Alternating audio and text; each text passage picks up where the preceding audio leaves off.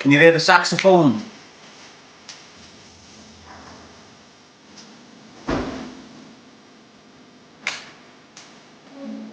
Yes, Kelly.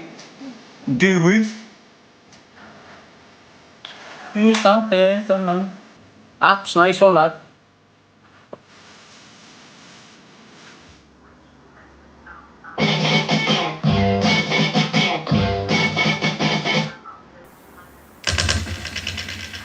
This one's called Maggot Brain. Mother Earth is pregnant for the third time. Mother Earth is pregnant for the third time. Oh, I have knocked her up. The Lord has knocked her up. I have tasted the maggots in the mind of the universe. He tasted the maggots in the mind of the universe. For I knew I had to rise above it all, or drown in my own shit. What the fuck song's this?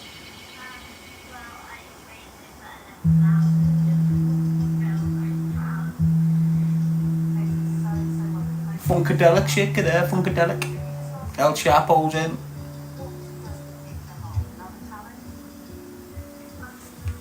Don't even know what the fuck these are, to be honest with you, these tracks.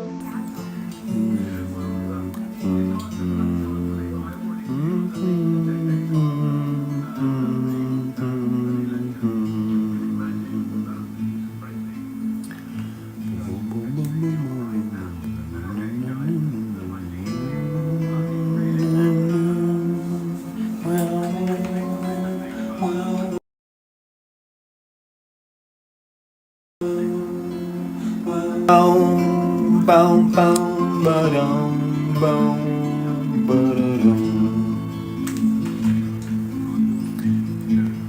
It's just the instrumental, if you're waiting for the lyrics to kick in.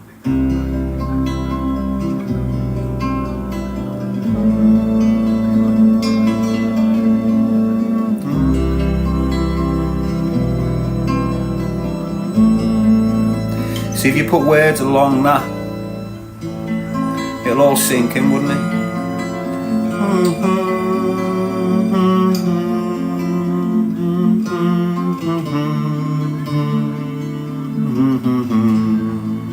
Now where I've just hummed, if they were words, just sit right into that track.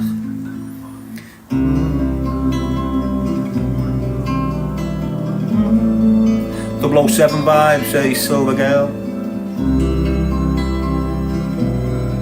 Your time will come, brother, says Meth Monkeys. Like your Mars did. Come every time for your mother, lad. Yes, Paddy Allen King.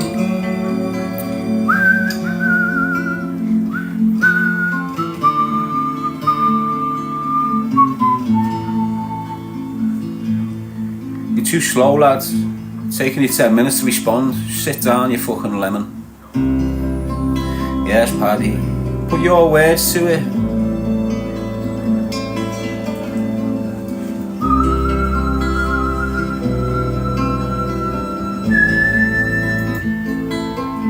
I'll try, lad.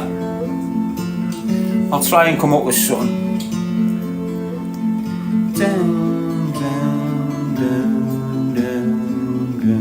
Yes, Tony, just not.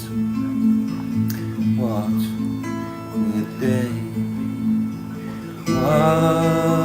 would they all say if I came into your life with a sharp knife?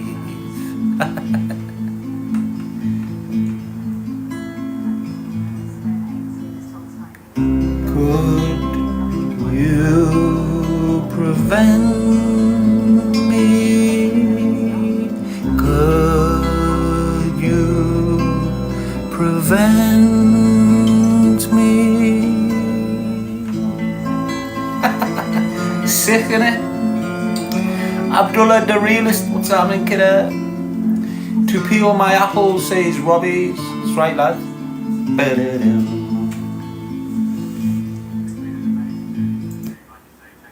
At Curry's, we're doing everything we can to help you save energy. This chatting Samsung AI shit. washing machine. See how they blag you with the smartly reverse monitor and psychology? reduce your energy use. At Curry's, we're doing everything we can to give you the cheapest energy. Pure reverse psychology like that. Pulling you in. Come and buy a washing machine.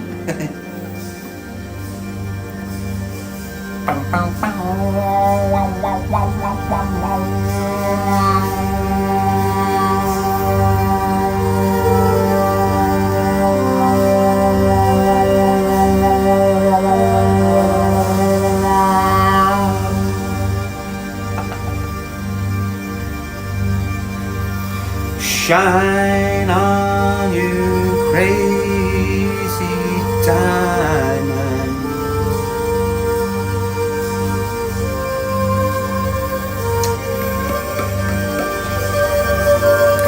Unlucky, you little helmet. Look at the kip here, lad.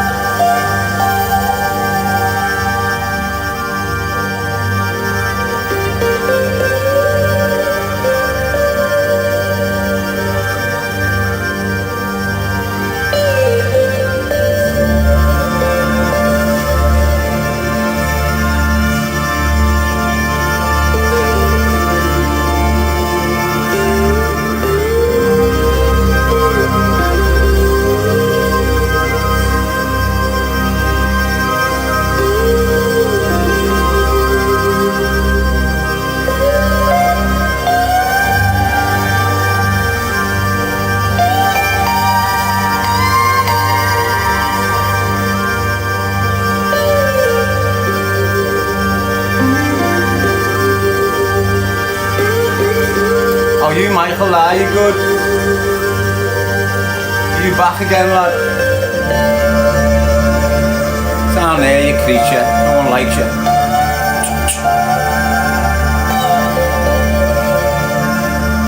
That music puts you in a fucking mad trance, lad.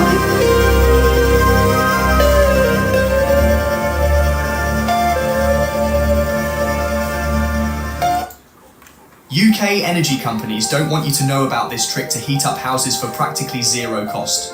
This jet engine inspired heater is being called the Tesla of heaters. It can warm up a freezing cold room from... Quite easy, innit? Build the house with the right fucking materials, mate. You wouldn't need fucking boilers for houses if you had the right materials, to be honest with you.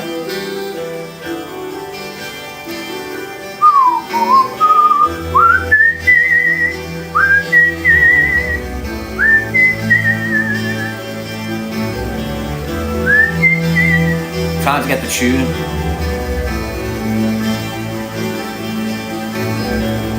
Oh, so now.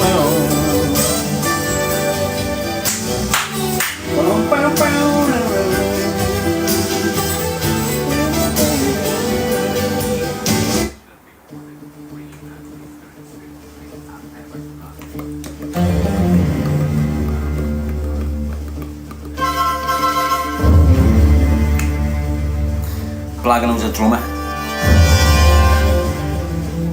Can you see the way I've just changed?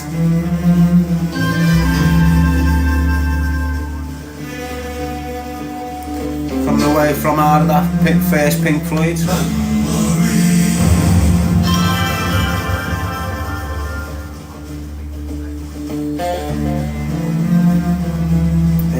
Education.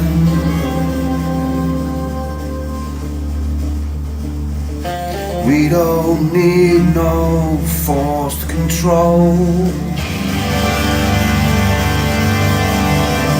Hey, teacher, leave those kids alone.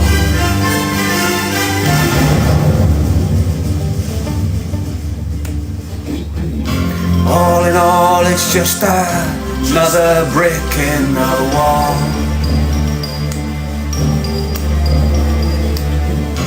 All in all, it's just another brick in the wall. Boom, ba-dum, dum, boom, ba-dum, dum. How relevant are these words?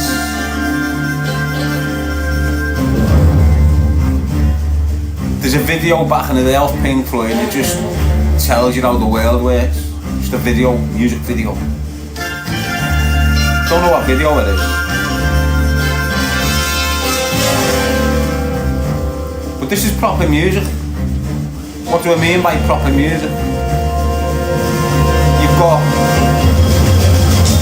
different instruments being performed on at the same time. You haven't got a plant pop there with a keyboard. You've got a drummer, you've got a guitarist, you've got a fucking bass guitarist all at once. You understand what I mean? Proper band-like music. Listen to the instruments and shit. And you'll have everyone playing them instruments there. Instead of just having like a DJ. Yes, AG, it's a different quality.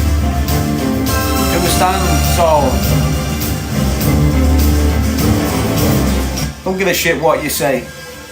If you've got a natural drummer there drumming away in front of you, and then you've got the same rhythm from that drummer on that keyboard, it's not going to sound the same.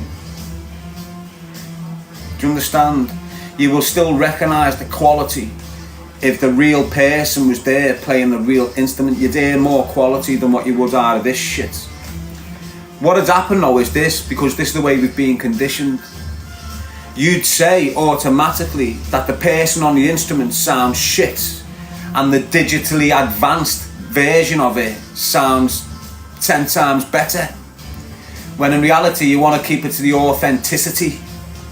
You've got to understand what's the difference here. You're growing up in a digital world and you're listening to trumpets, but you've never seen a trumpet played with a man next to you. So you don't know the difference from the real tune, if you understand what I mean. It's like when, say you sat there and watched Phil Collins on the drums. You know where he done that fucking Dairy Milk advert, that drum effect there. If you watch Phil Collins there close and then listen to the same shit on the telly and watch them, that's what I'm trying to say. It's the same sort of. If you're growing up listening to drums played by Jim Collins in the digital form, you haven't got a clue what real drums sound like. That's what I'm saying, basically. So if your kids are growing up in this digital world and you've never seen anyone play a flute, but they've heard flutes being played, to them that's how a flute should sound. So you can have the best expert on a flute, that kid will hear the expert and go, he's shit, thinking the digital version's the authentic version, if that makes sense to you. The brick in the wall. Yes, Harper.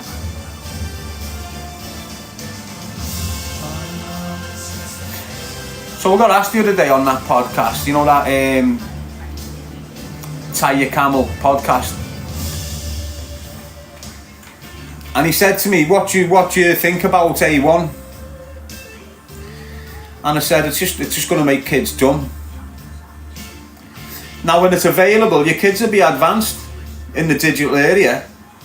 But if something goes wrong and that's wiped, your kids are going to be dumb. They won't know how to read from a book. They won't know how to index from a book. They won't be able to pick up an A to Z and get from fucking there to there. They'll be dumb as fuck. They won't know how to correlate shit. Do you understand what I'm saying? And you know what he done? He said he asked this AI machine what it was. Who's Darren G? And the fucking shit it come out with, mate. Made me feel proud. I said, go on then, let's hear it. And I was expecting this mad fucking he's this, he's that, blah blah blah. But it just represented me to the fucking hilt, basically. The AI did. Give like a little fucking paragraph about me.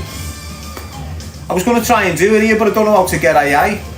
Can I just go on my computer and go, who's Darren G?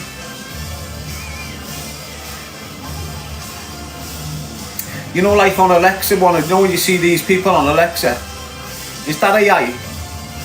AGW, ChatGPT, that's what it was. ChatGPT AI thing. Well, they've asked him, Darren G, and they've popped out with this mad shit. So he said. So that'll be good to watch on that podcast. It was interesting the way he done that. El Chapo. If you've got an Alexa there, do it for us. See if I get wrote off. Just ask your Alexa or whatever you've got there who Darren G is. See if anything comes up. I doubt the host wearing he wearing one of them. He wearing a liar, so he's not going to chat shite, is he? AGW's just subscribed for me there. Thanks a lot, mate. It's appreciated. Anyone else wants to help me along my way, go and subscribe for me. I think it's something I'm not sure, to be honest. Couple of £1 a month. Nice one, mate, for the team bracelet. Joseph Fitness saying FYP. El Chapo OG sent a ladybug. Nice one, lad. Lulu. Till you accept the terms. You've lost me. Had a little minute window there where the conversation went down there somewhere. You just kicked in. Lisa Karan.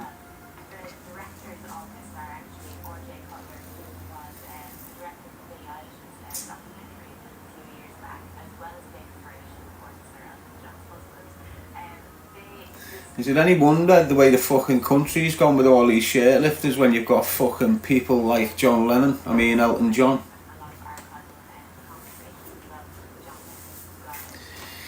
If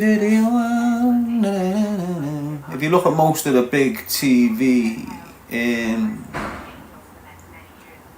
talk show hosts and all this, they're all fucking batty, aren't they? All of them. It's like the higher echelons of TV are batty. Yes, Lisa. And if you're batty, you can go a long way. Depends on what way you're batting. Honest, mate. It's what it's like up there. If you're not one of them, you're not going nowhere. You're going nowhere. And people will go there just to get somewhere. Do you understand what I'm saying? Messy out there, lad. And it's not just on the higher levels where people are using these tactics. You know, anyone with a little bit of purpose in a certain area of concern has got they all do it. I can promote you, I can get you a contract, I can get these to sponsor you, I can get this. Footballers' wages, so they get paid lots, so keep it hush.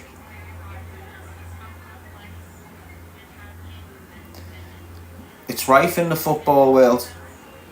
It's rife, mate. Think about it. Think about it. It's a male-dominated sport for over 50, 60 years. Think about it, kid. AGW, you're on it, aren't you, lad? Lisa Corrin. Don't be fooled. I've told you, mate. They're all over the place.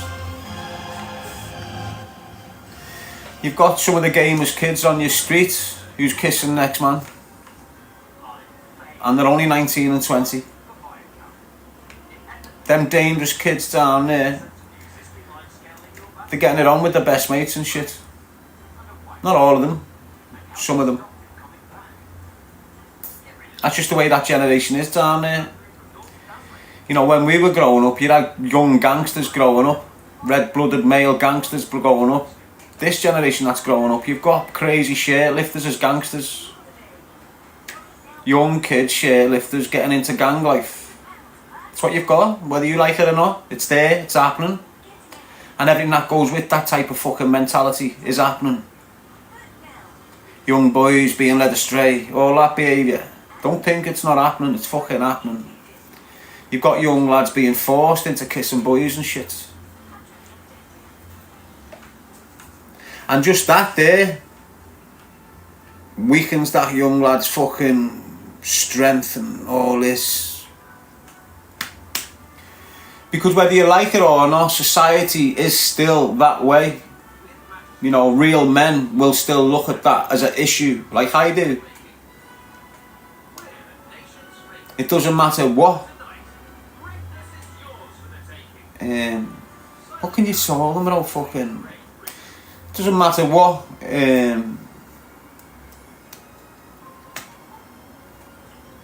How do you identify getting kicked off your fucking lives and that? Do you understand what I'm saying? What you say without offending them? You can't even use decent words and they still get offended. Do you understand what I'm saying? So it's just completely fucking wrong. Keep your kids away from it. Especially if you're a dad. If you're a dad and you've got a son and you want your son to have kids and make you a proud granddad, keep him away from it fucking all, mate, because it only takes a little 19-year-old that's been at it since he was 15, approaching your 15-year-old kid. Touch and go for your 15-year-old kid. And if this comes out of bevy and your kid's saying no, you know, it elevates, doesn't it? Escalates to madness, like.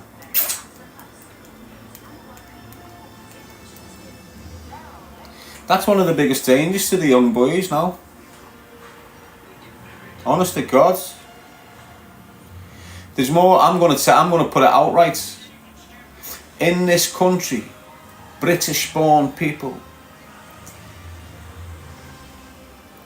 there's more of a threat to young boys in this country by British-born men than what there is to young girls by British-born men. That's the way I'm going to put it. There's a massive threat from men who are not British born towards girls, but in this country there's a massive threat towards young boys from men. Don't give a shit what anyone says. Has been for decades, mate. Decades, mate. You've had men that are infatuated with young boys for decades and decades and decades, mate. If you look at the majority of the times when young girls are being attacked, and look where the men are from, okay? And then you look at the majority of the times when young boys are being attacked, and look where the men are from. This country is dirty, mate. I don't give a shit what anyone says, and the people that run it, dirty. Honest.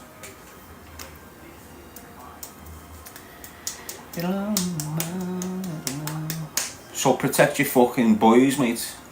Your girls standard protection, but if you've got boys that are acting like girls, how the fuck do you expect them to protect any fucking woman? If you've got a generation of young lads acting like fucking women, how do you expect them to protect women?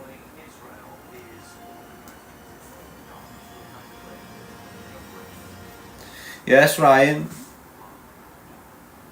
That's why Irish stick together. Do yous? Yous don't really, do you? It's like you say, Scousers sticks together. They don't really, do they? Yeah, they might all appear in the time of need, but they could have prevented that time of need if they were stuck together in the first place. They'll all come together in this time of need and disappear back to their own little fucking ways again. What have you got in Ireland? It looks to me, from an outsider's looking in, you've got one island against the other island. You've got one half of Ireland dead against the other half of Ireland. So how are all the Irish standing together? If yous was, you'd probably run the fucking world, mate. Fact. If all the Irish could put their religious differences aside and unite and for the fight what's fucking right, yous would control the world. There's a reason why they've attacked you the way they have for decades and decades and decades. They understood the threat you possessed right round the globe. You know, your Republican army invented the IED. That's how dangerous Ireland was back in the day. No one in the world could say fucking boo to them.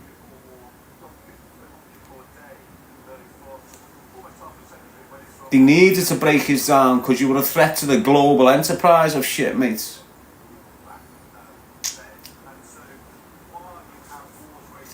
And that's where they've got you now. Completely divided. You've got people who were born in Ireland supporting a government that killed hundreds of people that was born in the same place as them. This is how divided you are, mate. And it's horrible to see. I don't really understand your dynamics over there.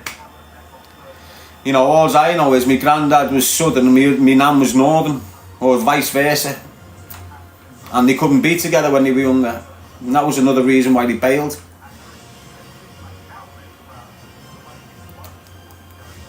But imagine if Ireland was all one.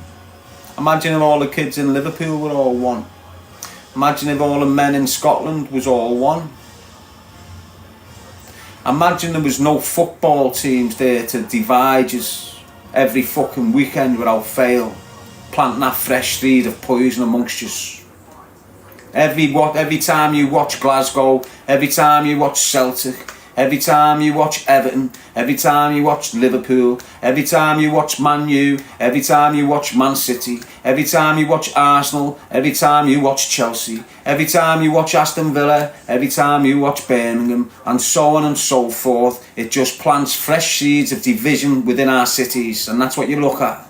So we'll have 2 derbies a year in Liverpool. Instead of coming together, uniting, being strong, them 2 derbies will divide all men from Liverpool. Liverpool supporters hating on Everton men supporters. Sometimes they're cutting each other, sometimes they're scrapping with each other. Do you understand what I'm saying? And all the bullshit that goes on if they lose. Men going home pissed, manhandling the birds, not happy, fucking going into depressive fucking mindsets because their team. That's how deep they've got yous, mate. That's how deep they've got yous with football. Whether you like it or not, whether you've been watching this since as a kid, it's not your fault. But the real reason why that football is there is to divide. They reverse the psychology. You know, we unite through football. Do you fuck? Do you fuck unite through football? Yeah, all them Liverpool supporters might unite as a group. And then all them Everton supporters might unite as a group. But they're not one group. That's not football uniting anyone. That's football creating fucking animosity between Liverpool-born men. Some of them live facing each other. And they fucking snarl at each other because the team's lost. Don't let on to them one morning because the team got beat. All this bullshit. That's what football is. They don't need religion. That's why they're eradicating it right before your fucking eyes. They're implementing different belief systems. Look how many of yous believe in fucking Liverpool before you believe in Christ. It's the way they want yous, the way they've got yous. Yous are down that path that I've stopped going down up here. That's why I sound like I'm out of touch with yous. I'm well out of touch with yous lot, mate. Hey, yous are fucking well in there. Yous have got a decade on me on that path. Longer, you got about 15 years over me on that path, mate. I was like his early days. I live right by the ground, mate. I've had loads of experiences around that football ground, mate. Loads, mate. I've met some famous fucking people around that footy ground, mate. I've told you, haven't I?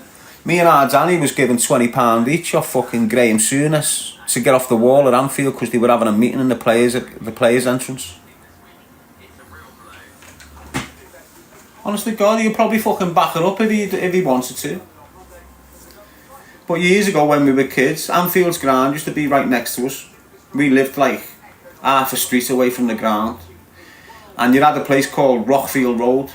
And it was just derelict back in the day. Just loads of bondy houses. And these houses had extensions for kitchens. You know, like extensions. And we as kids used to climb up on the first extension on the street.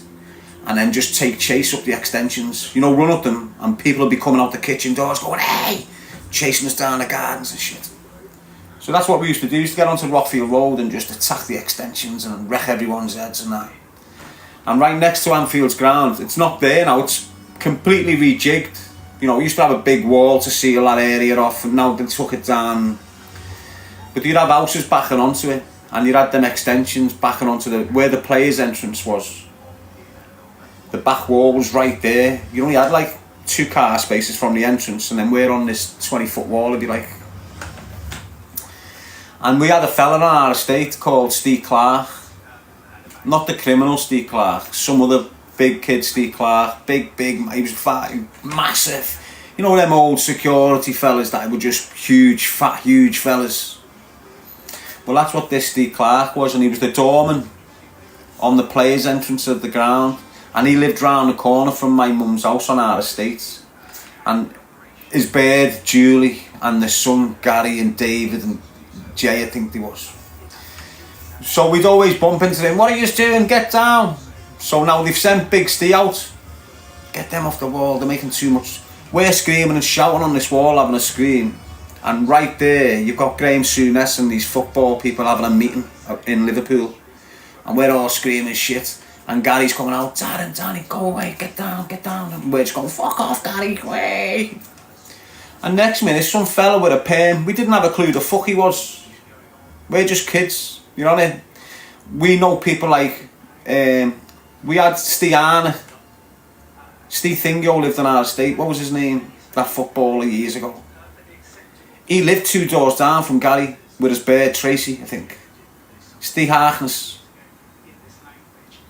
So we knew like McNamara and people like this. This fella that come out, he had a perm, suited up. He had like a perm, dead shiny curly head at the time, a crazy fuck off moustache, and a Scottish accent. And he just started, there's some money, go. First time we'd seen like a crispy £20 note. He just went, one for you, now get away. We just bailed. Nice one, Gary. So you had load. What else happened, mate? We used to sneak under. Years ago, the gates were just on the side of the road at Anfield's ground, so you could just walk up to the gate. And if you were a kid, at the bottom of the gate, you'd have gaps like this.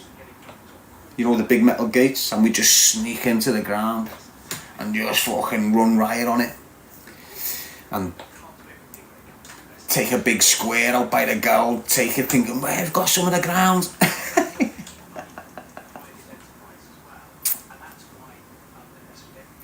I go there every year as well, because when my older brother unlived himself, obviously I was in prison, but as kids, his family and that got one of these plaques. You might have seen a video years ago when all the drug dealers were targeting me. They went to Billy's plaque and smashed it with hammers. Done a video, this is what's happening to you, Darren. Smashing Billy's fucking plaque, these drug dealers. So I go there every year and just chill. You know, the flame, where the flame is, you've got loads of plaques on the floor, remembrance plaques. There's one of Billy there, so I just go down there and chill. But do you remember the fucking, you might have seen the video when the Lamb and all these little fucking rats, they've gone to the plaque and done a video and started smashing the fucking plaque up. Like it was going to hurt me or something. Do you understand? It was a fucking bit of stone, you fucking helmets. You could have come an hour before and coughed for me. Why didn't you? I was on live. you understand what I'm saying? But that's what you deal with when you're dealing with scumbags, people. They do horrendous things. They've got to live with themselves at the end of it all. You know, everything you do wrong, especially to the dead, comes back to haunt you, mate. That's why they say don't speak of the dead. I'm amongst the dead, mate. I feel the dead every day. I can sit there and like think I can feel the presence of Craig.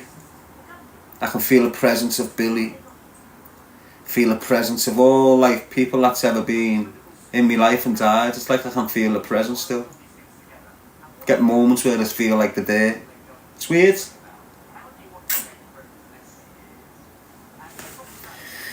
But I let them know. Yes, Joe, how are you? Nice one, lad. Sending them GGs.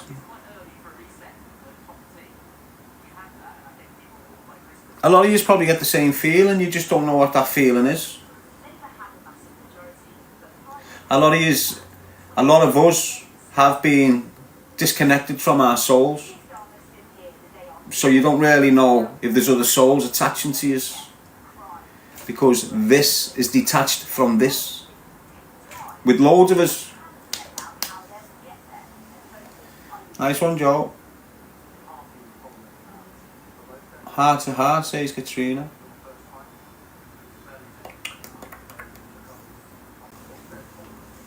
I was going to go early on, but I thought, you know what, I'll just chill. Have a breakfast this morning, do me live, chill, get me gym out the way, come back on for a live. Need to get me thighs back. You know where you don't eat enough, it's impossible to get big. You can be as strong and as muscly as you like, but if you don't eat, you're not going to get big, basically. So as I said the other week, what you're going to see me go heavier because I'm starting to eat. It's like I can eat easier in the winter. That's what it's like. It's like I can eat easier in the winter.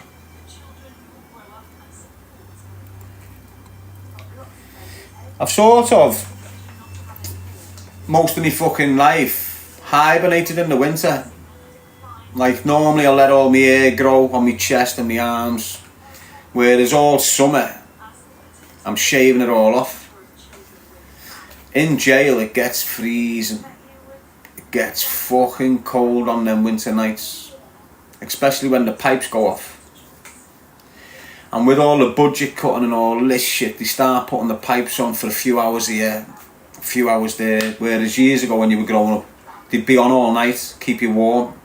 Now, they're lucky to get switched on. And the way the boilers and all that are in them prisons, they keep on breaking.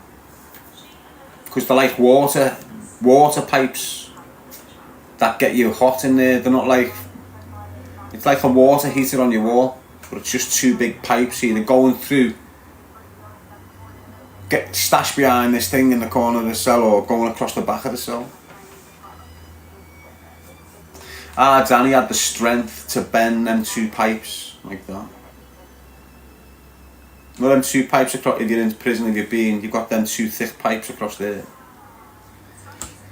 They've had them in strange ways block, and he's bent them pipes.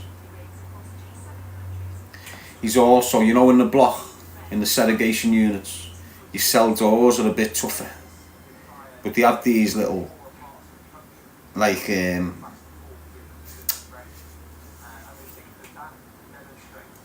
if you set yourself on fire or you set yourself on fire, they've got these things on your door where you can turn it and a hole about this big will come out the door and you can get the hose pipe and push the hose pipe through and just soak you and put a fire out and come in and get you. Do you understand what I'm saying?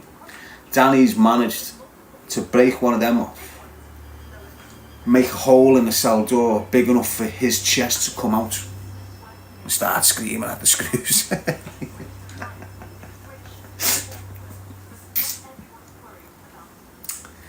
I'm laughing, but you know, you've got to understand the psychological damage that was happening to him at that point.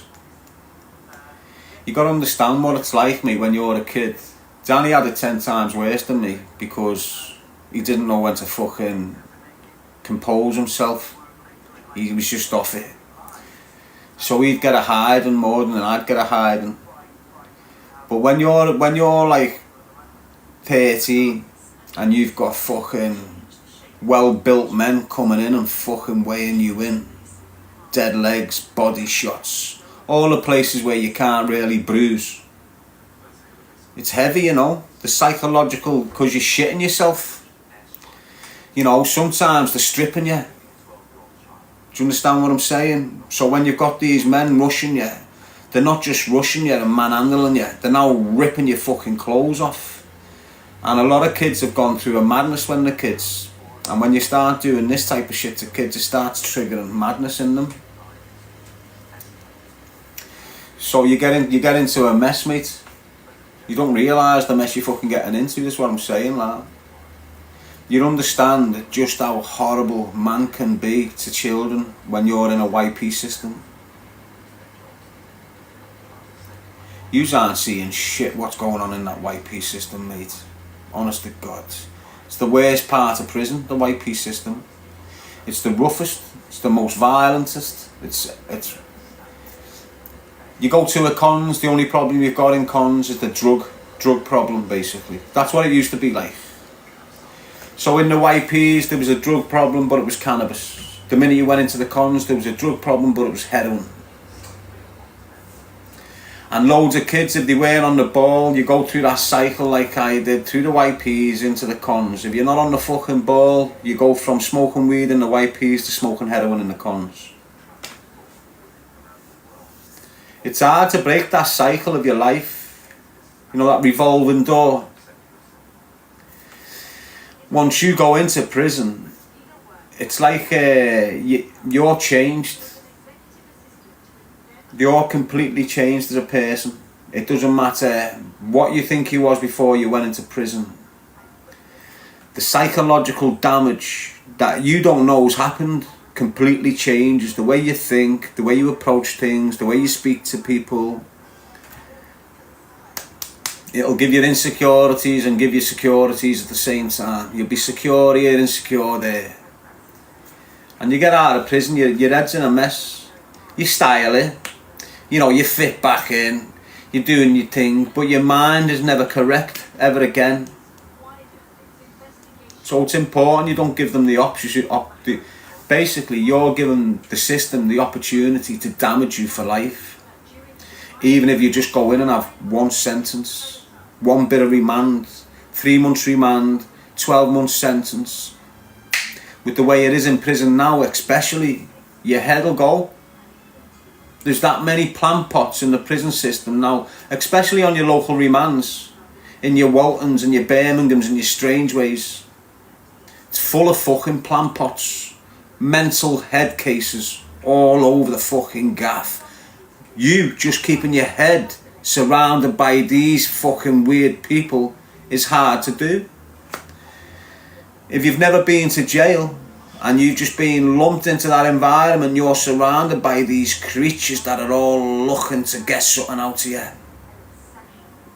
All of them are looking to get something out of you.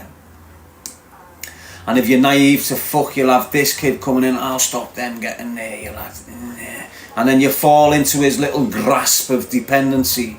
And that's it, you're just a fucking... Stay away from jail. Does nothing but harm you. Stay away from the people that are putting you at risk of going to prison. Why? Because they're harming you. That's what it is. You're being damaged by that group you're mixing with. The longer you're with that group, the more possible that you're going to prison. The minute you go into prison, you are fucked. You might be 16, 17, 18, you've dropped out of school, you haven't got a criminal record, you've got a few little qualifications. You're going to fuck up in this little life, you're going to fuck down there, go your fezzies, go here, go there, get involved in your crime. Hopefully you won't go to jail, you'll snap out of it, and then you'll realise this is not the life. And then you'll go back to the qualifications you got 4 years previously and go and get a fucking job and live your life accordingly without the stress. That's what most of these are going to do. Not most of you, some of you will click. and realise early, this isn't for me. Every one of you will click, but some of you will take the leap and go, you know what? I've been round these for 4 years and it's just getting worse. We're not really going nowhere.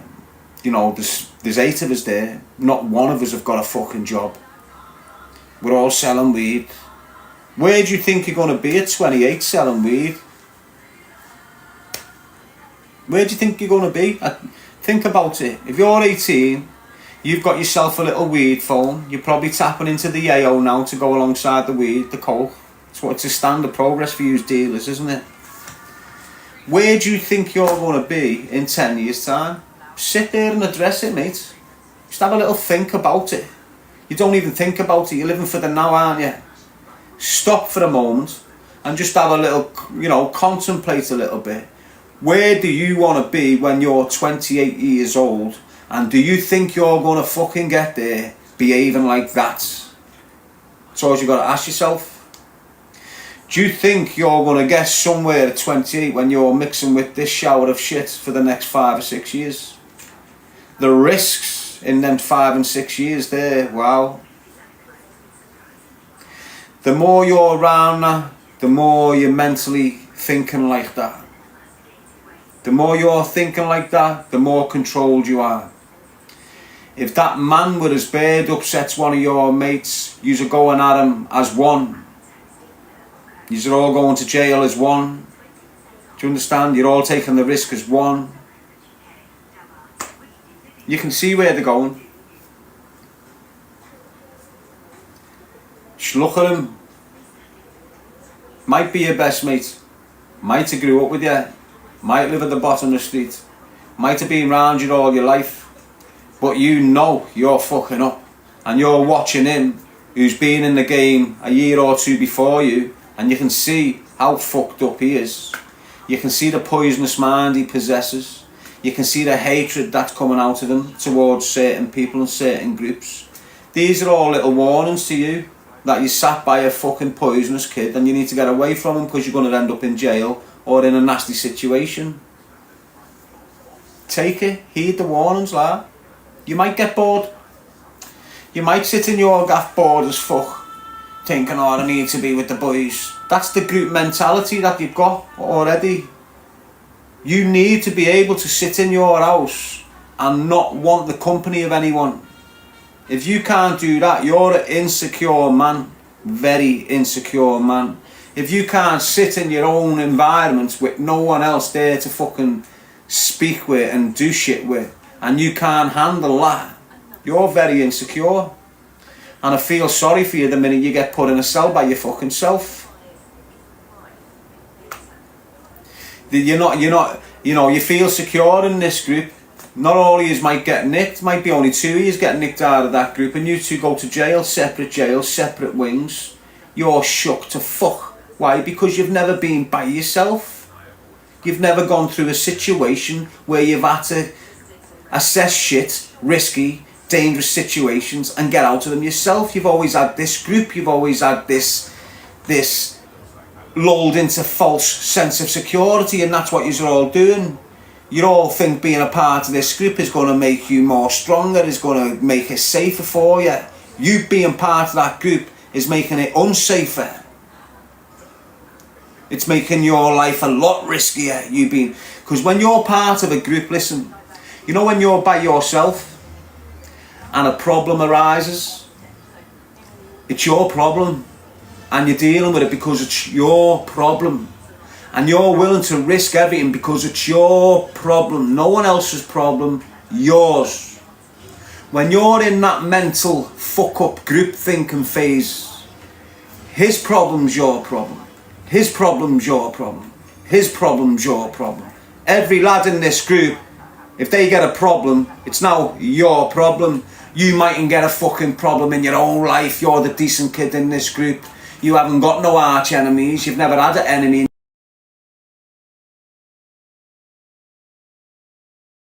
life. You're a decent kid. You're with this group. All of a sudden,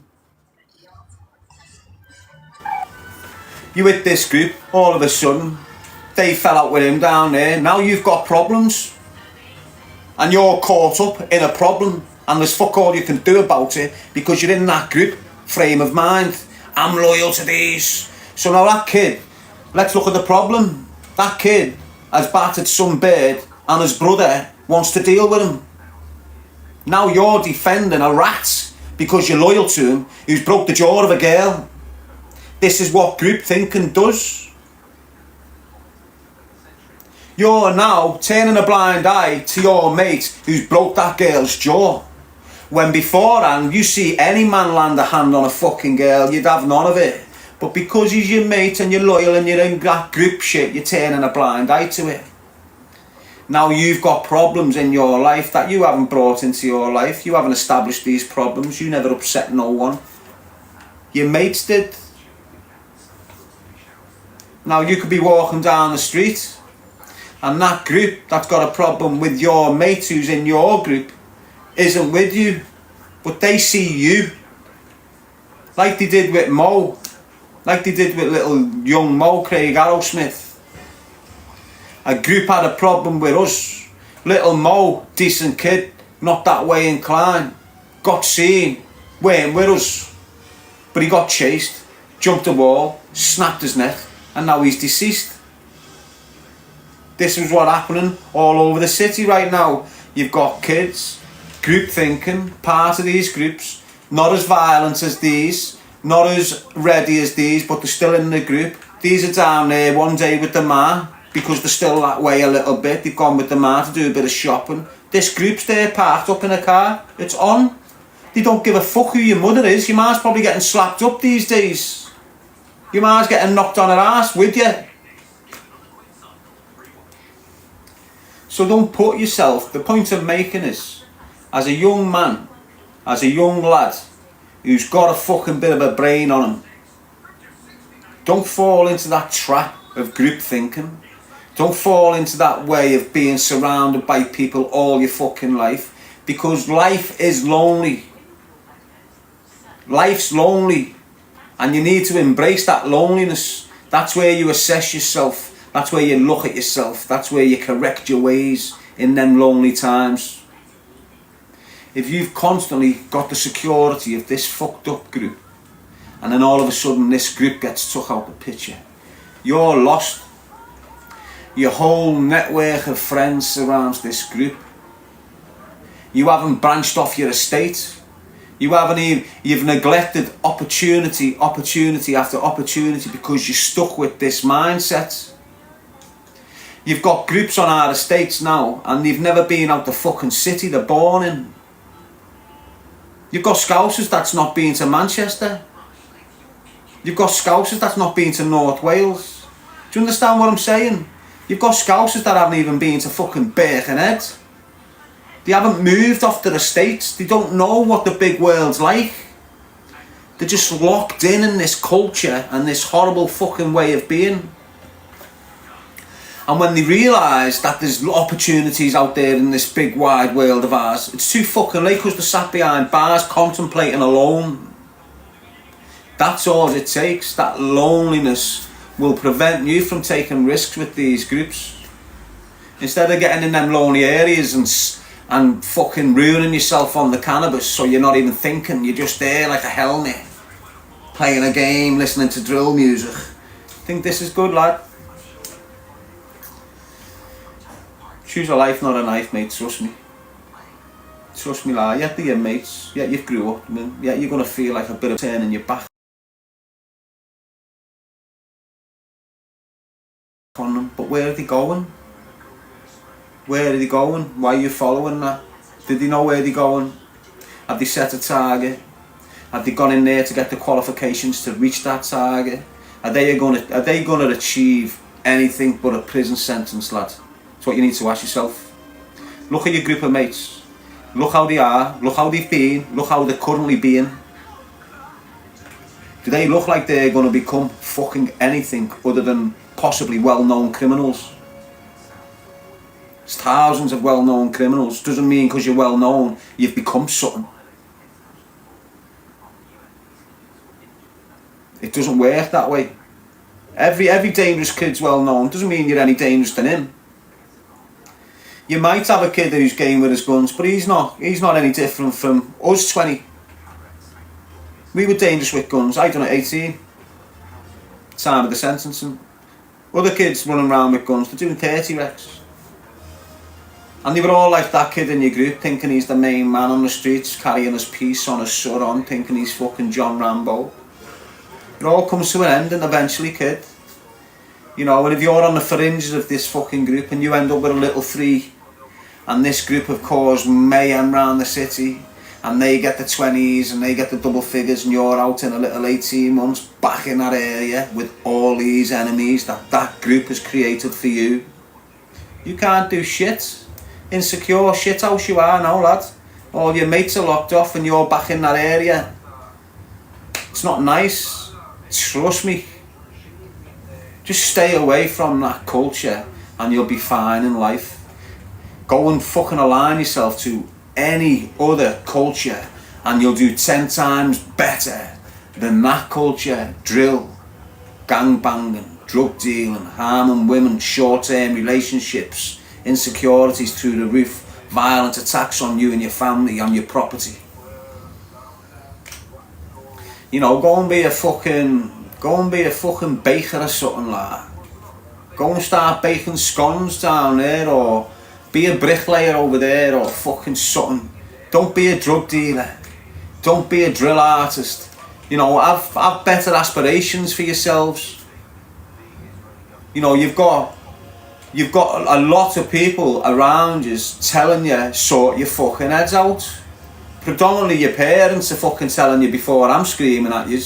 But you don't take the shit off your parents. Why? Because they've lied to you all your life. So you don't really take a notice of your parents, do you? Perhaps if you've got a voice like mine coming from an angle screaming at you going, listen kid, yeah, you mightn't like what your ma's chatting, you mightn't like what your dad's chatting, but they're telling you that shit because they care for you. They're telling you to fuck that kid off and don't have this kid near your house because they care for you. You're not listening, okay, take it away from me front fucking door. That's why half of you get kicked out. That's why your ma's and dads are going, you fuck off, you lost your identity, you're not bringing this trouble to this door. Pack that in or you're getting kicked out. You're getting warned.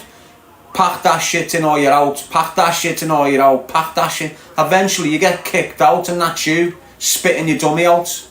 Now you're insecure. Now you've got to go deep in crime. Why? Because you've got nowhere to fucking live. Now you're couch surfing if you haven't got a decent bird who's convinced the man to let you stay in his. It's normally the case. Got loads of little drug dealers living with the birds in the nana's houses and shit because their own families kicked them the fuck out. It's not good. It's not the life to lead. That bird who you're living with the nanas, you're fucking off in 2 years, 3 years. This is just a little bit of experience in your fucked up life. That relationship's not gonna last. That decent bird with that decent family, you're not gonna stick with you while you're doing this shit. And that's why loads of you lose your first loves, isn't it? Because you don't fucking listen. You listen to the people with fake love instead of the people with natural love for you. And we all do it for some reason. Don't we? You can have the only person that loves you more than anything in the whole wide world warning you. Don't do this. You're putting yourself at risk, and you'll just blank her and just put yourself at risk.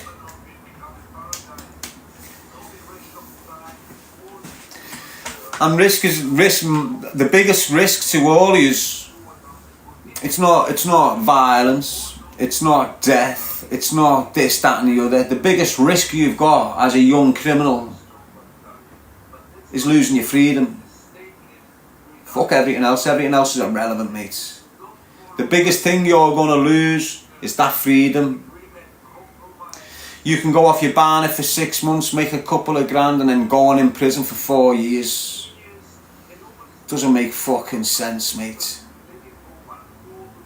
You'll go into prison for 4 years and start earning £2.40 a day if you're lucky. You'll end up with £11 wages to spend on your canteen sheet at the end of the week. Majority of yous won't have private cash. Why? Because your boys don't give a fuck about yous. You haven't even got a postal order coming through. Do you understand how you're living like that for 4 years in an environment where there's no women, no cannabis, no gaming, not able to come out your Mars Ken and go and get yourself a scram? For what? A couple of fucking grand? You want to live 4 years like that?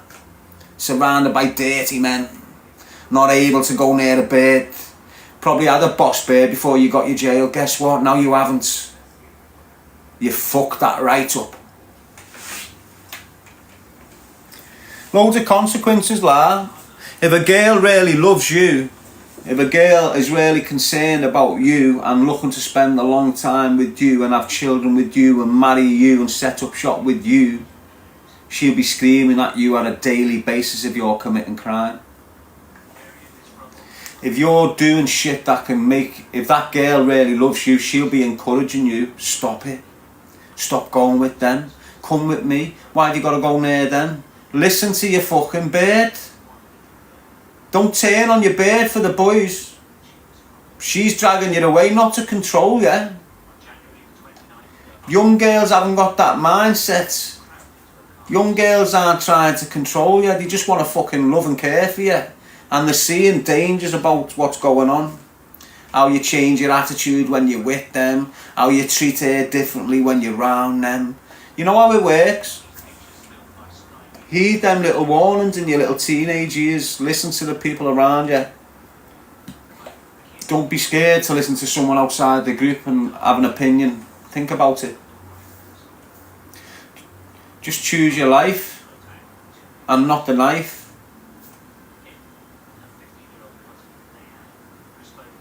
The knife life means all sorts of things. You know, if you're carrying a knife at 13, why? What are you listening to? What do you intend to become? You know, where's your path of life going to lead you if you're carrying a knife at 13? Who are you mixing with to make you scared?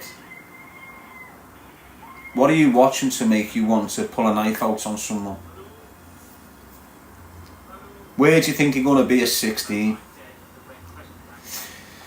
I keep on screaming it because it's a natural progression on our estates. So, for me, for example, I had me knuckle dusters, I had me koshers, I had me flick blades, I had all that when I was a kid. Every day I'd carry 2 on me or something. And when you get infatuated with weapons, I had something like 56 blades in me nanas. All different types from all different parts of the world.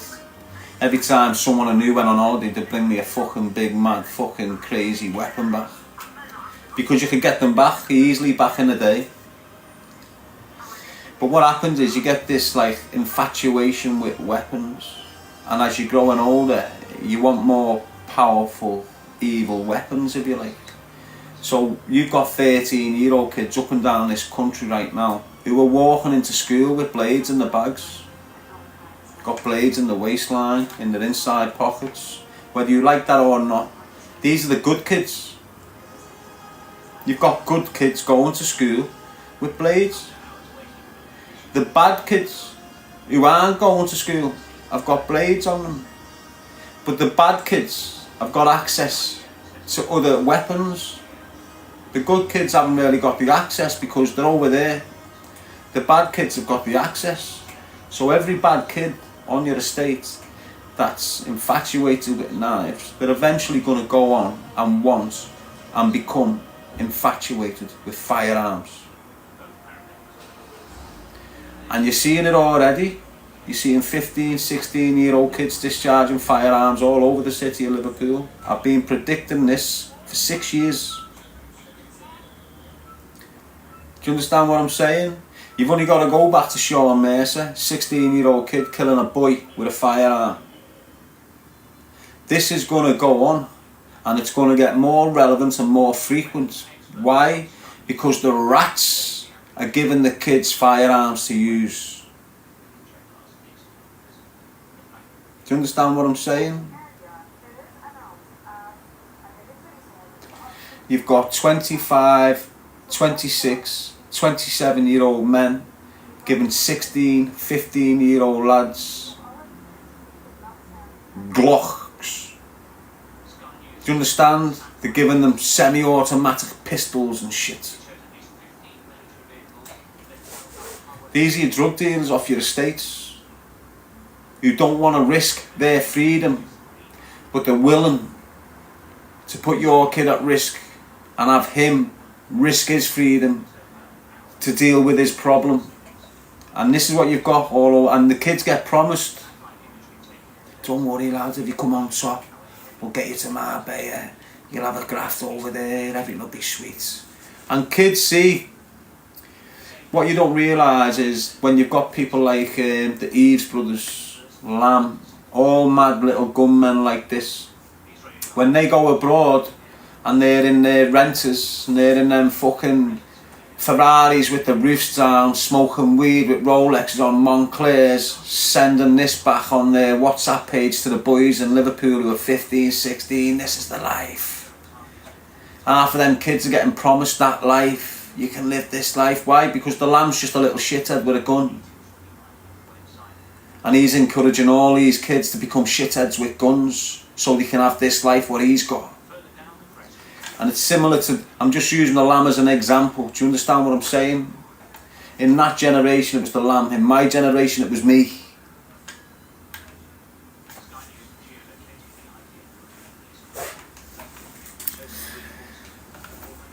So just keep your kids away from them circles there, because that young gang on the bottom of your streets is getting looked at the young gang that was there before them, but they're an older gang now.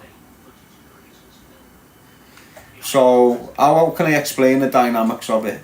So just imagine we're a gang, right? And we're smashing graft. And we've been going for a few years and we've developed and we've grown old now to the point where we're not on the bikes no more. We're in the car just using phones, getting bits dropped here and there. But we've been watching this group grow up on the estate. And we're aware that this kid's game out of this group, or that kid can drive out of this group, or that kid's Mars on the gear, so he's a possible stash. And you've got the elders looking at the group, assessing this group. Get in with us, you game with a firearm and get in with us. And they'll pay this kid and butter this kid up for time, and then it'll come an occasion where the kid's got to act now. And they're brought up like that. They're raised in this group like that. They're only getting called on when it's time to go and put a leg shot in him. But they're getting fed every week, wages, decent apartment to live in. And that's what was happening in Liverpool it was happening in the 2000s, but it was happening also when I've got out of custody. You had young gunmen getting approached by the Kinnington cartel, young gunmen off the streets going, bang, do you want to jump on board with us? There's an apartment in the city centre, there's 15 ton every week, we'll call you when we need you. And that kid can be sat in this hotel living that lifestyle, mixing with that group, getting recognised, getting that notoriety, not giving a fuck about anything, and then he's called on 6 months in, bang, needs to go and see him, and he's off. Does him, comes back from doing him, gets a little 10 quid thrown at him, gets a pat on the back, gets loved, gets cared for, he's still in that apartment, still getting his 15 ton wage on top of his 10 bags. This is how it is. Don't think it's not. This is how to get your kids doing M's for them. Eventually, bang, the kid might fall in love. He might fall in love and change his ways and go, oh, I don't want to do this. No, fuck you. We've been giving you 15 ton every fucking week for fucking the last 2 years. You think you can just jump on us? Don't be fucking daft. Now that kid's in a predicament. Can't go nowhere. And if they tell him, we want you to murder him, he's got to go and murder him. Regardless of risk. Regardless of, if you don't, you're getting wasted. We've invested in you for years. We've put you up in these apartments. We've sent graft your way. We've stopped him attacking you. We've stopped them harassing you. Now it's your half the fucking bargain. Stick to it. If you don't, you get wasted. And every one of these young kids get fed that dream of going to Marbella Don't worry, if you come unstuck, we'll get you out the country and no one will know where you are. You'll have a graft in Spain, you'll have an apartment. And this is the bullshit they're fed. You're not seeing many of them now, because a lot of them got lifed off, and the Kinnerton cartel got sank, didn't it? But when the Kinnerton cartel was relevant, you never just had Scousers doing that shit. You had Manchester kids doing it, you had Scottish people doing it. You know, just sat in apartments getting 15 tons, waiting to be told, go and pop him or go and do that to him.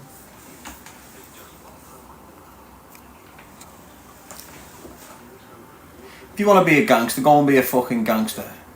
Understand what you're going to be. You know, you're going to be a fucking bellend by the time you're 40. Knobhead. Being in jail, had about 3 different fucking kids with fucking 3 different beards. You haven't got a beard. Your life's just a mess, mate. Your life's a mess, mate. You psychologically get damaged because the beard that you loved is banged someone behind your back because you've gone to jail. That there affects you just by it's just that little thing is going to affect you for fucking years. All these little things are going to pull you apart, mate. I'll come away from it now because we've been stuck on the subject, haven't we? But I'm stuck on it because I'm hoping now you've had a few kids there listening. A few lads. Doesn't matter how old you are. Just fucking listen. If you're in that game, you know how horrible it is. Don't encourage the youth to do it. And you see all these fucking rats that's gone to jail, that's been cut, that's lost a mate through fucking murder. And they know the damage that's happened to them in this fucked up life. But they'll encourage your kids to get into it. You know, he's fucked in, he's poisonous, he's greedy. He needs money. And he's going to use anyone he can to get that dough. And if your kid's able enough to get on a fucking bike and put swag in his mouth, he's going to use the fucking life out of your kid. And won't give 2 fucks if he goes to jail. Some drug dealers are a lot smoother than others. You know, some drug dealers will be picking your kid up at your fucking house, taking him to football. You think this kid's a good stuff, he's getting your kid ready to be a stash and shit. Keep your kids well. I don't give a fuck if it's your cousin or your uncle. If you know that kid's cousin or uncle is in that game dealing drugs, surrounded with them people, doesn't matter who they are, they're going to put a mad poisonous streak in the mind of your kid. Your kid's going to witness something around this person that'll have them thinking, fucking hell, look at all that, or look at this, or, you know, entice them into it. Just keep your kids away from it, full stop. And the people that participate in it, because they're all poisoned. Don't give a shit who they are. They're all poisoned. Anyone that's dealing drugs and in that way of life, they're all poisoned. And if you've got an innocent kid that's not poisoned around this kid that's poisoned, this innocent kid's gonna have access to mad shit that he wouldn't see if he weren't around them. The things he's going to see whilst he's around this bit of poison are going to entice him to participate in it. Definitely. So just keep them away. Keep them away from your house. Keep them away from your family. Yes, TD, lad. This is just my opinions, people, alright? This is the way I am. Oh, how can you say that? You used to deal drugs. I know. I'm like all them dickheads. I woke up, I realised, I understood, learnt, and now I do all I can to prevent yous from getting fucked off it.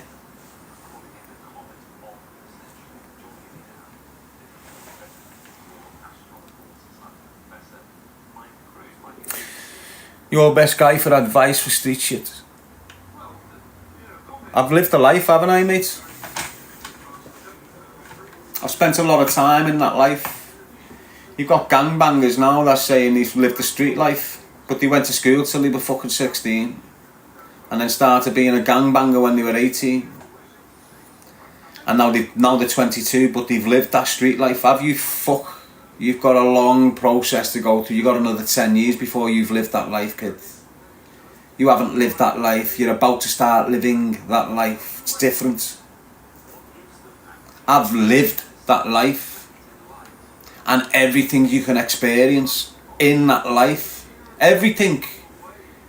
From the top to the bottom of experience, they're all dead rich, long jail sentence, best mates murdered, birds who are loved fucked off with enemies. That's all it is. With all these, when you've lived that life, you'll have the same experiences of me. If you're living that life, don't consider yourself anything like me. I've survived it. You mightn't. Not many people do. So don't put yourself in the same category of us that have lived that life and survived it. I don't mean participated in that life, I mean lived it.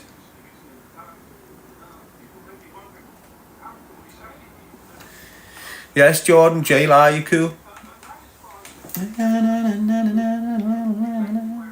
I haven't spoke to Terry Stone for ages, have I? He contacted me the other day saying, do you want to do lives again? Do you want to get on a live with me? But every time he gets on me to do a live, I'm banned on me live.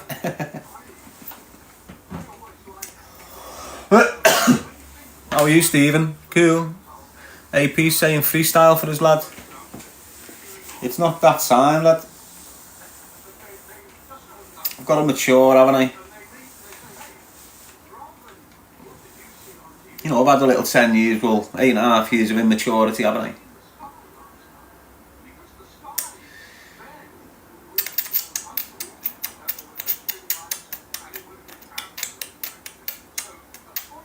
I'm doing what I want to do, mate.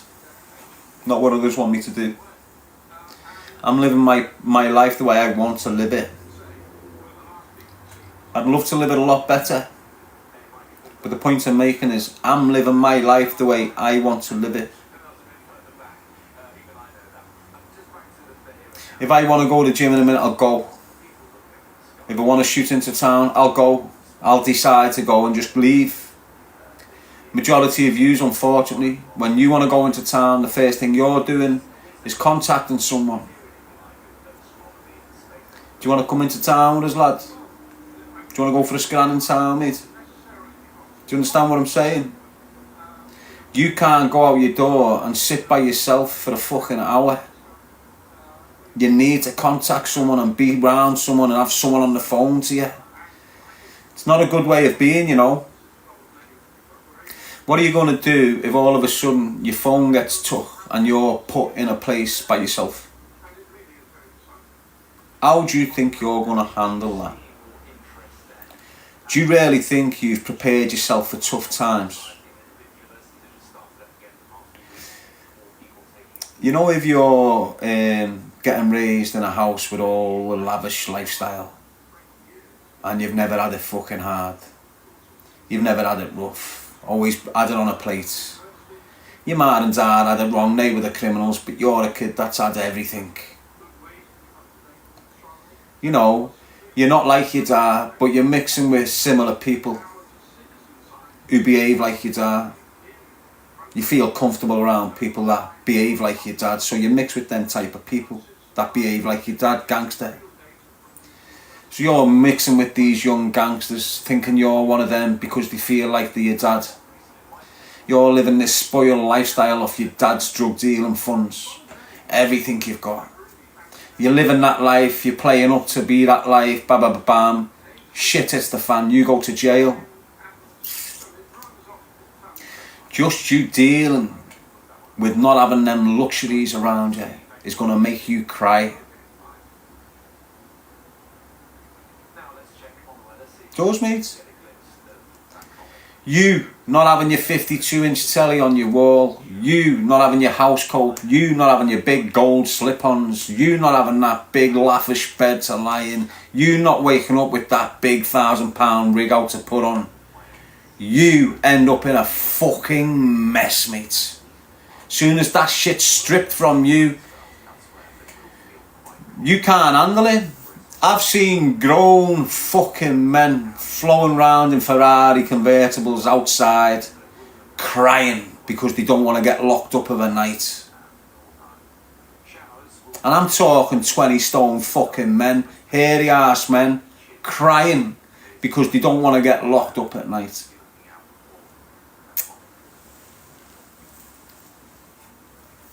They can't handle that lifestyle with nothing in it. The materials, the materialistic fucking ways about them ruins them when it gets stripped off them. Honest to God, just come away from it. Get back to basics. You don't need to go and spend £500 on a fucking jacket when that jacket for £100 is just going to keep you as warm. Do you understand? You don't need a big 50-inch telly on your bedroom fucking wall when that 32-inch telly is just going to be fine. Don't get caught up in the materialistic bullshit that everyone's caught up in these days. You've got people committing murder because someone pulled the sleeve off a jacket. You've got lads going to jail because they spilt a drink on this £500 coat, so they assaulted someone. Do you understand what I'm saying to you?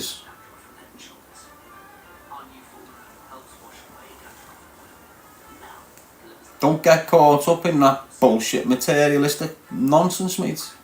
Keep it to the basics, lad. You want a decent pair of trainees?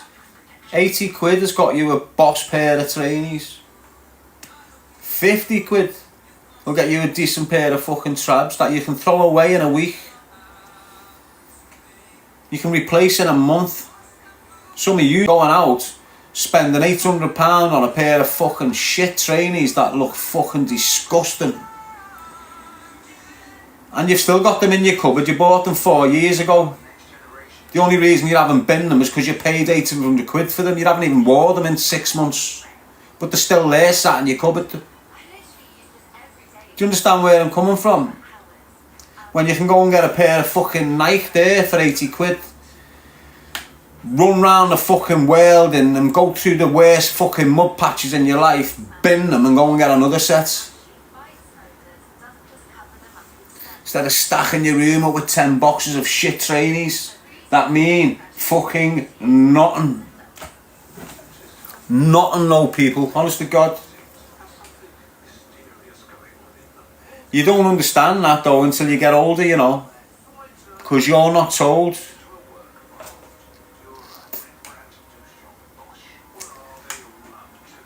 You know, you're just not told. If you start buying trainees for £100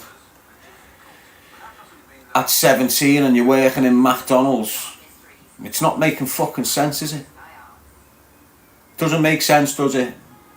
If you're working in that mechanic shop there and you're getting for say £1,800 take home a month, and you're going out and spending £4 ton on a pair of fucking trainees, it does not make sense, does it, kid? Yeah, but it's a big item. I'll have them for years. You're not making sense, you know, kid. You'll have them for years, but they'll look shit into. Why? Because they've had 3 different pairs released since you bought yours. Why didn't you just go and get them new Reeboks for £50? 3 months later, a new pairs came out for £50. 3 months later, a new pairs came out for £50.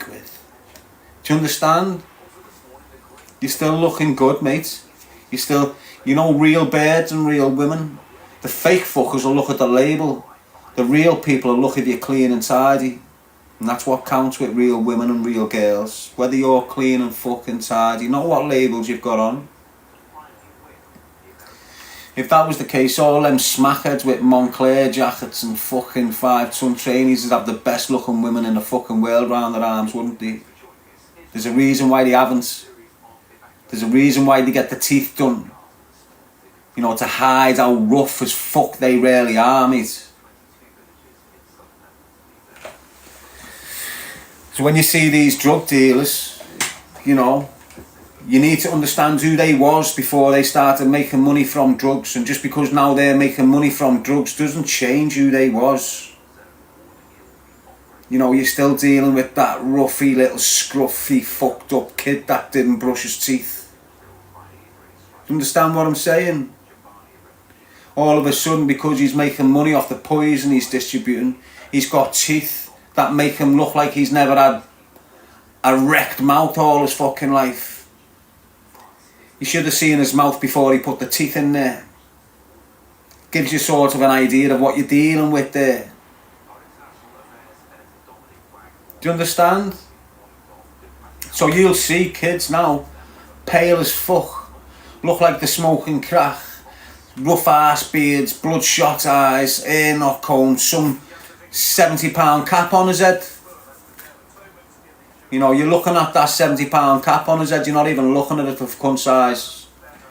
And then when you come away from the cap, he's got this fucking skiing jacket worth £900 on his back. And then he's got these pants and this watch on and all this. And when you're looking at him, he looks sharp as fuck, doesn't he? Because of the materials he's disguising himself in. He's disguising himself in these materials. You take that clothes off him and what are you looking at? You take that £800 jacket off him and put a £100 jacket on him. You take them £500 trainees off him and put a £50 of trainees off him. You take that Rolex off him and put a Casio watch on him. What are you looking at? A smackhead. A rough ass crack smoking smackhead. The only reason you can't see it in them is because of the materials he's dressing himself up in. Do you understand what I'm saying to you? Mutton dressed as lamb type of thing. That's the way it is though, people. That's the way it is, honest to God. Loads of scruffy ass fucked up kids 10 years later think they're posh and rich. You know, when they get that materialistic bullshit whipped off them, doesn't matter what age they are, it's getting whipped off them eventually. Guess what they return to? Yeah, that horrible little piece of shit who's rough as fuck and shitting on everyone before he got money through drugs. He goes right back to that at the age of 40, 42. Not a pot to piss in.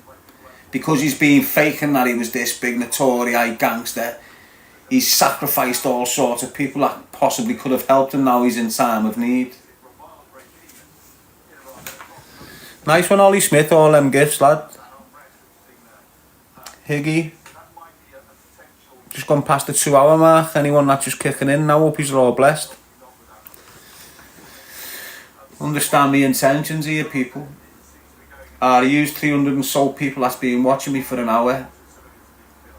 50% he is under the age of 30. Amongst you 50%, I'm hoping that I've penetrated the mind of like 10 of yous. As you're thinking about how you're conducting your life, where your life's going to lead you to. As I said earlier on, if you're 21 now, where do you want to be at 31? And is the life you're living right now going to help you achieve that goal at 31 years of age? You've got 10 years to do it. You know, look at the path, look at the people around you, look at where you're going. Are these going to get you to complete your objective in 10 years? You're 21, you've got no decent bed and no decent kids. Is this what you want in 10 years? Do you want a decent bed? Do you want kids? Do you want a family home? Ask yourself that question. How are you going to achieve that? What have you got to get you on that path and set you on your way to getting that? Are these people you're with now, are they going to help you achieve your goals? Stand back, come away from the group for the night, assess who you're surrounded with, who has got potential and who hasn't. Every one of these kids has got potential. You know, some have got potentials to go on and be a CEO, and some have got potential to be a block orderly in a fucking prison. You, as a person, as an individual, need to look what the fuck you're surrounding yourself with and understand what's good potential for you in your life's path and what the fuck isn't. And it doesn't matter who they are.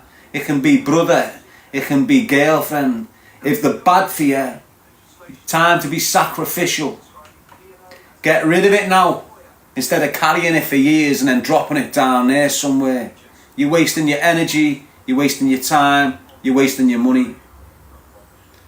Use a 16-year-old, again, like I just spoke to a 21-year-old. Where do you want to be when you're 26 years of age? Do you want to be on that street corner selling weed like a dickhead? Or do you want to be travelling the world in employment and making something of your fucking self? Put it in front of you.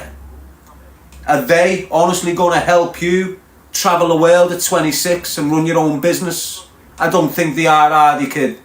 So it's in your interest to get rid of that dead weight early on your life's path, instead of carrying it for 10 and then getting rid of it and wasting an awful lot of your fucking time. I tell you this through experience. I tell you this through what I've gone through in my life, the situations and the experience and how I've learned from them. If I could go back and put a 10-year plan from the age of 15 to 25, my life would have been completely fucking different. That 10-year plan in your life is very important. Get a pad, jot it down. Make your goals achievable.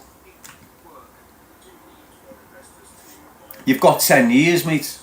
10 years is a long time when you're focused on one subject, and your subject right now is your life. The only subject you should be fucking focused on is your life, and everything that is available to you to make your life peaceful and tranquil. That's your aim in the game. Avoid the chaotic bullshit that's everywhere. Stay on that narrow path of yours. Focus on your life for 10 years. And everything. You've got people who are smashing life and they're not even focusing on their life 100%. So imagine if you did really focus on your life 100%. It wouldn't even take you 10 years to achieve what you wanted to achieve.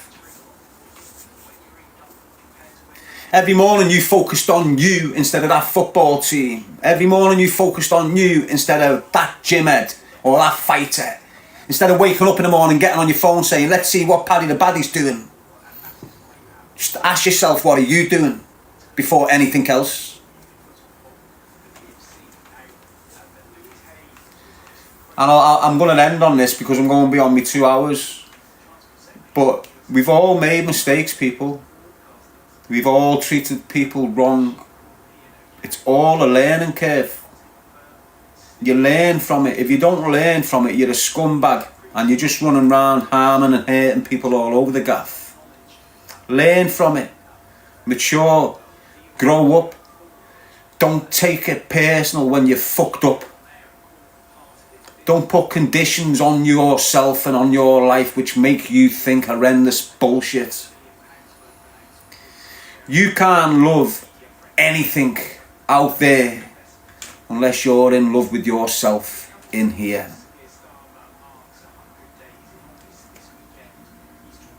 Peace out, L5 shout. Keep it real. Protect the children. Protect the future.